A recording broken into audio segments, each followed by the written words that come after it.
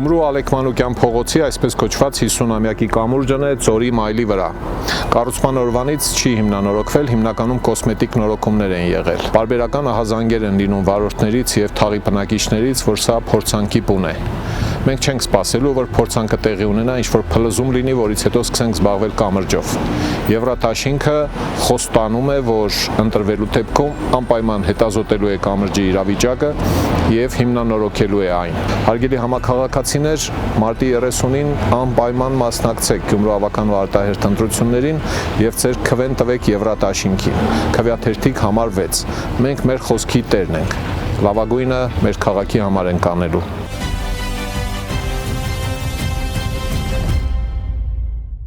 Քերծվածքակայուն, ջրադիմացկուն եւ հարվածակայուն լամինատների նշված տեսականին ձեռք բերեք իդեալ համակարգի խանութ սրահներից 1 քառակուսի մետրը սկսած ընդամենը 2450 դրամից։ Բարև ձեզ, ողջունում ենք բոլոր նրանց, ովքեր հետևում են մեզ Armenpress լրատվական գործակալության մամուլի կենտրոնում այսօր հյուրընկալել ենք բարձր տեխնոլոգիական արդյունաբերության նախարարության ծրագրերի վարչության պետ Հայկ Ենգիբարյանին, Ներուր Սփյուռքի տեխնոլոգիական ստարտափների ծրագրի ժյուրիի անդամ Ռեմ Դարփինյանին եւ Ներուր Սփյուռքի տեխնոլոգիական ստարտափների ծրագրի հաղթող Mobis ընկերության հիմնադիր Նարեկ Մանուկյանին։ Բարև ձեզ, հարգելի բանախոսներ, շնորհակալություն, որ այստեղ եք։ Մենք այսօր խոսելու ենք ծրագրի արդյունքներից, բայց մեր բանախոսները նորություն ունեն, կարծես թե հայտերի ընդունման ժամկետների հետ կապված փոփոխություններ կան, սկսենք նորություններից, այնուհետև ընդհանուր առմամբ կգնահատենք ծրագրի արդյունքները, խնդիրները, լավարկումներն այս ընթացքում եւ առաջիկա անելիքները։ Խնդրեմ։ Շատ լավ, շնորհակալություն։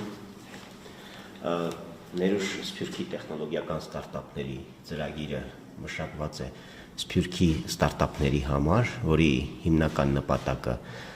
նպաստել մասնագիտական հայրենադարձության,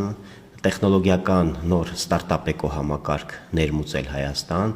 այդպիսով նաև որոշակի ազդեցություն ունենալ տնտեսության զարգացման վրա։ Այս տարի Ներուժը իրականացվում է 6-րդ անգամ եւ ուրախություն մեր սփյուռքահայ ստարտափների պիտի նշենք, որ հայտերի ներկայացման վերջնաժամկետը երկարացվում է մինչև մայիսի 30-ը, հնարավորություն տալով մեր սփյուռքահայերին ավելի լավ պատրաստվել եւ ներկայացնել իրենց ստարտափները, որովհետեւ որոշակի զանգեր եւ առաջարկներ եղավ նաեւ այս առումով մեր սփյուռքահայերի կողմից, որ դեռևս չեն հասցնում իրենց ստարտափները հավուր պատշաճի կազմել եւ ներկայացնել եւ նաեւ որոշակի այսպես ասած խնդիրներ հաշվի առնելով մենք որոշեցինք, որ հայտերի վերջնաժամկետը պետք է երկարացվի եւ ֆիքսում ենք մայիսի 30-ը։ Այսքանը Մեկ անգամ եւս կհիշեցնեք պայմանները, ովքեր կարող են դիմել, ինչ պահանջներ են տրված։ Շնորհակալություն, կարող են դիմել այն սփյուռքահայերը, ովքեր ունեն ստարտափներ եւ 5 եւ ավել տարիներ ապրում են Սփյուռքում, ունեն տվյալ երկրների քաղաքացիություն կամ բնակության կացություն եւ այն հայրենադարձները, որոնք հայրենադարձվել են վերջին 6 ամիսների ընթացքում։ Բոլոր պայմանները, կանոնները ներկայացված են nerush.am կայքում, մեր սիրելի սփյուռքահայերը կարող են ծանոթանալ եւ նաեւ հենց այդ տեղից ներկայացնել իրենց ստարտափները։ Այս ընթացքում ձեզ ուղղված զանգերից, նամակներից ինչպիսի պատկեր ունեք, ակտիվությունը, հետաքրքրվածությունը, որ երկրներից են, աշխարհագրությունը ինչպիսին է։ Կարող եմ ասել վերջին զանգը ժամեր առաջ էր Լոնդոնից եւ երբ որ իմացան, որ մենք նախատեսում ենք երկարացնել, բավականին ուրախացան, որովհետեւ 3 ստարտափ չեր հասցրել հայտեր ներկայացնել եւ հույս ունենք, որ երկարացման դեպքում իրենք կկարողանան իրենց փիչերը պատրաստել եւ ներկայացնել։ Իսկ նախորդ տարիների փորձը հաշվի առնելով ինչպիսի ակտիվություն ու մասնակցություն եք ունեցել։ Բավականին նորմալ է ակտիվությունը, թեև մեր ցանկալի արդյունքին դեռ չենք հասել, նաև այդ էր պատճառը, որ մենք փորձում ենք մի փոքր երկարացնել, պատրաստում ենք նաև, այսպես ասած, լայն տեղեկատվական արշավ Սփյուռքի համայնքների հետ իրականացնել եւ տեղեկատվությունը հասնել բոլոր համայնքներին եւ ստարտափները բավականին, այսպես ասած, ծանոթ լինեն ծրագրին։ Պիտի ասեմ, որ այս տարի, ինչպես նաեւ անցյալ տարիներին, երկու փուլը անցնում ծրագիրը, նախ առաջնային գնահատում տեղի կունենա ստարտափների եւ ժյուրիի կողմից ընտրված մեր ստարտափները կհրավիրվեն Հայաստան։ Պարոն Ենգիբարյան, կան նախընտրելի ոլորտներ կամ պետության կողմից առանձնացված առաջնահերթություններ, որ ծրագրի մասնակիցները նախապատրաստվելիս հաշվի առնեն։ Որևէ ոլորտ չի առանձնացվում, մեր նախապատվությունը տրվում է նորարարությանը եւ տեխնոլոգիական լուծումներին, իսկ նորարարությունը եւ տեխնոլոգիաները առնչվում են բոլոր ոլորտների հետ եւ պետության համար կարեւոր են բոլոր ոլորտներում այս ինովացիոն տեխնոլոգիաների զարգացումը եւ ստարտափ համակարգի զարգացումը։ Շատ լավ։ Պարոն Դարփինյան, դուք նախորդ տարի ժյուրիի անդամ եք, չէ՞, եղել Ներուժ 5-ի։ Կխնդրեմ ներկայացնեք ձեր փորձը, ձեր դիտարկումները, մասնակիցների հետ աշխատանքը, ինչ եք առանձնացրել, ինչ խնդիրներ, ինչ խորհուրդներ կտակ են մարդկանց, ովքեր հիմա դիտում են ու հետաքրքրված են, ուզում են մասնակցել։ Շփվելով անցյալ տարիների մասնակիցների հետ, ամենակարևոր ֆակտորը կարող եմ նշել, որ իրենք չէին պատկերացնում, թե ուր են գալիս եւ ինչի համար են դա մասնակցում, եւ իրենց հետաքրքիր էր այսպես թեթև ինտերվյու էի անում առաջի օրերին, երբ որ իրենք նոր էին եկել, եւ վերջի օրերին, երբ որ արդեն անցնում են ակսելերացիոն ծրագիրը եւ վերջացնում էին, եւ իրենք էին նկատում, թե ինչքան մեծ փոփոխություն է տեղի ունեցել իրենց գաղափարների մեջ, իրենց պատկերացումի մեջ, թե ինչպեսին է հայկական էկոհամակարգը, ստարտափային էկոհամակարգը եւ իրենց ամենամեծ խնդիրը, որ իրենք բարձրաձայնում էին, որ իրենք չէին մտածում ինչ լավ տեղ են գալիս։ Իրենց մտածում էին, հա, ինչ-որ մի հատ ծրագիր է, կգանք, կմասնակցենք, բայց իրականությունում հասկանում էին, թե ինչքան լավ արդյունքներ են ստացել, ինչքան լավ արդյունքներ են գրանցել, նոր մարդկանց հետ են շփվել եւ ավելի լավ են պատկերացրել, թե ինչպեսին են հնարավորությունները Հայաստանում, որովհետեւ շատերի մոտ դեռ տպավորություն է ստեղծվում, որ Հայաստանում տեղեկատվական տեխնոլոգիաները դեռ չեն հասել, ասենք սիլիկոնյան հովտի մակարդակին, բայց կարող եմ ասել, որ իրենց ֆիդբեքերից, որ իրենք պատկերացնում են, որ մենք միգուցե ինչ-որ տեմպերով առաջ ենք ավելի նորարար բաներ ենք առաջարկում եւ նույն բանը եթե իրենք անեին սիլիկոնյան հովտում, միգուցե իրենց ավելի դժվար լիներ ստանալ նույն արդյունքները եւ միգուցե եւ հաղթել եւ գումար ստանալ պետությունից այս ծրագրի շրջանակներում։ Եվ ինչ եմ ուզում խորհուրդ տամ բոլորին, մի մտածեք, որ միգուցե դեռ եկեք սպասեմ մյուս տարի, կարող այս տարի մի քիչ ստարտափը պատրաստ չի դեռին, մի քիչ բան անեմ, քանի որ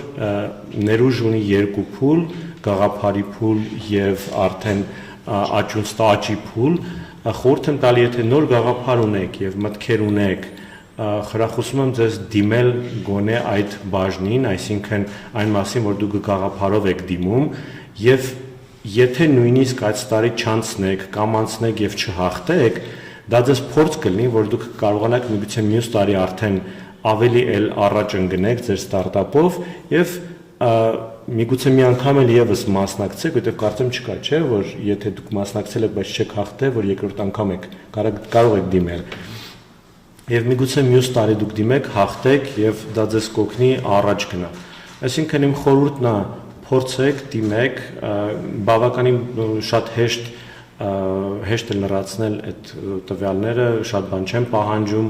ձեր գաղափարները կիսվեք, ասեք ինչ մտքեր ունեք եւ փորձեք ձեր ուժերը։ Եթե նույնիսկ ընկերներ ունեք, որոնք մտածում եք, որ լավ գաղափարներ ունեն, խորհուրդ եմ տալի կիսվել այս ինֆորմացիայով իրենց հետ, ասել, որ այսպիսի լավ հնարավորություն կա հենց հիմա Հայաստանում եւ մի հատ շատ կարեւոր բան ավելացնեմ սրա մեջ, շատերը ում հետ ես շփվել եմ Ներուժի շրջանակներում Հայաստան գալիս են առաջի անգամ կամ եղել են փոքր ժամանակ, եկել են Հայաստանը եւ չէին եղել երկար ժամանակ եւ Ներուժի շրջանակում տեղի ունենում տենց կուլտուրական տենց միջոցառումներ, որտեղ ծանոթացնում են հայկական ավանդույթների հետ եւ իրենք իրանց մեջ շատ մեծ տպավորություն է թողում, որ այն մարդիկ նույնիսկ որոնք չեն էլ հաղթում, բայց գալիս են տեսնում են, շատ տպավորված են հետ գնում։ Այսինքն խրախուսում եմ բոլորին անպայման կամ դուք դիմեք կամ ձեր մոտիկներին եւ ծանոթներին խորհուրդ տվեք դիմել այս ծրագրին։ Շատ լավ, շնորհակալ եմ։ Խնդրեմ Նարեկ Մանուկյանի խոսքը փոխանցեք, դուք նախորդ տարվա ներուժի հաղթողն է, կխնդրեմ մի փոքր պատմեք ինչ եք ներկայացրած եղել եւ դուք անցել եք փաստորեն այս ճանապարհով, ինչ խնդիրներ կբարձրաձայնեք, ինչ լավարկումների անհրաժեշտություն եք տեսնում, խնդրեմ։ Շնորհակալություն, այո, պետք է նշեմ, որ մենք հաղթողներից մեկն ենք, սա կոնկուրս է, ինչպես պարոն Դարբեյանը ասաց, ծրագիրը երկու տարբեր փուլերից է, երկու փուլով է, իրանից ներկայացնում համ աճի փուլ, համ գաղափարի փուլ, ու ամեն փուլում իր կոնկուրս ունի 3 տեղով շահումներ կան, ու ինձ թվում է պետք է նշել նաև, որ գումարային բավականին զգալի ու մեր գործին օգնող ֆինանսավորում է պետությունը տրամադրում, մենք զբաղեցնելով երկրորդ փուլը երկրորդ տեղը աճի փուլում ստացել ենք 20 միլիոն դրամ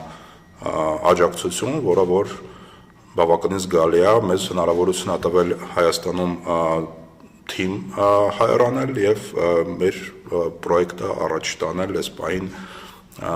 development-ը վերջացնում ենք այս փուլի հետ կապված։ Ինչ պրոյեկտ եղի, ինչ գաղափար եք ներկայացրել։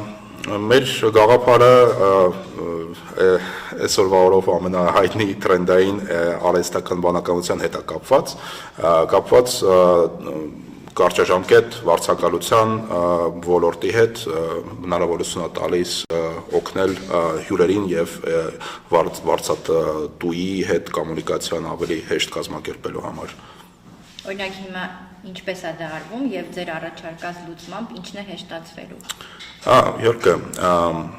պատկերացեք օրինակի համար Airbnb-ով դուք տուն եք վարձել, եկել եք նոր այդ տան մեջ ու ձեր մոտ շատ հնարավոր է հարցեր են առաջացել, ինչը ոնց է այդ տան մեջ, ոնց է աշխատում օրինակ TV-ն կամ կոնդիցիոները կամ նման տիպ բոլոր հարցերով սովորաբար դիմում են տանտիրոջը, իսկ եթե տանտերը դա բիզնես անում սովորաբար կարող է 5 հատ, կարող է 10 հատ տուն ունենա ու անդադ այդ հարցերը ան գալիս է իր ժամանակից շատ է գնում,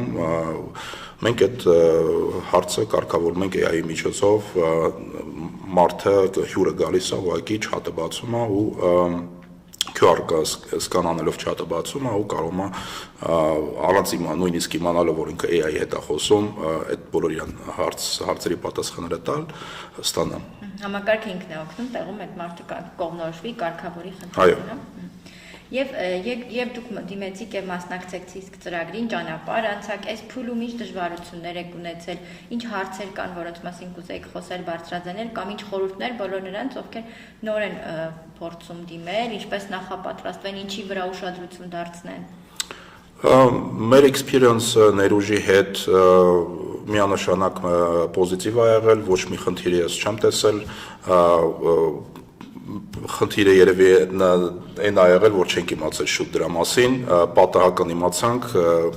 մոտավորապես մի շաբաթ փակվելուց այդ հայտերի փակվելուց առաջ դիմեցինք ու ամեն ինչ լավ ստացվեց, մեզ հրավիրեցին Հայաստան, կացությունը ապահովեցին, ճանապարհը դա էլ որոշակի ինձ թվում է, որտեվ ուրիշ ծրագրերին որ գնում ես, սովորաբար այդ բոլոր հարցերը դու պետք է հոգաս, եկանք Հայաստան, ծրագիրը շատ սիրուն, հետաքրքիր վայրում է անցկացվում Դիլիջանում, միանշանակ պոզիտիվ լավ զգացմունքներ ու հիշողություններ։ Շատ լավ։ Պարոն Ենգիբարյան, պետք է խնդրեմ ֆինանսական աջակցության մասը մի փոքր մանրամասնեք, հա, 20 միլիոն նշվեց, ինչ այլ։ Ընդհանուր դրամաշնորհային բյուջեն կազմում է 90 միլիոն դրամ, աճի փուլում գտնվող ստարտափների համար նախատեսված է առաջին, երկրորդ, երրորդ տեղերի համար համապատասխանաբար 30, 20 եւ 15 միլիոն դրամ, իսկ գաղափարի փուլի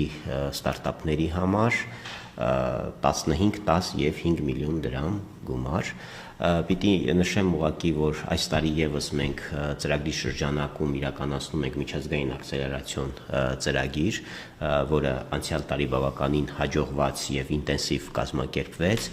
եւ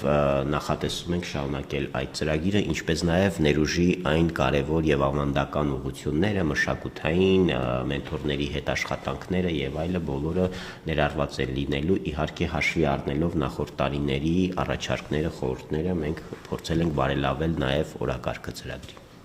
Այդ թե գաղափարի թե աճի փուլում ֆինանսական աջակցությունը տրամադրվում է, այնուհետև ինչպես է իրականացնում վերահսկողությունը, կապը թիմերի կամ անձի հետ, որպեսզի արդյունավետ աշխատանք լինի։ Նախարարության հետ կնքվում է պայմանագիր, գումարները ստանում են եւ մոնիտորինգային խումբը մշտապես կապի մեջ է լինում նաեւ ստարտափների հետ եւ հաղթող թիմերի հետ։ Պարբերաբար ներկայացվում են համապատասխան հաշվետվություններ գումարների ծախսի առումով եւ պայմաններից մեկը բնականաբար գիտեք, որ 1 տարի պետք է հայրենադարձվեն այս ստարտափների հիմնադիրները կամ աշխատակիցները հայրենադարձվեն, այստեղ գրանցեն իրենց ընկերությունները եւ 1 տարի շարունակ առնվազն 1 տարի գոնե գործունեություն ծավալել Հայաստանում։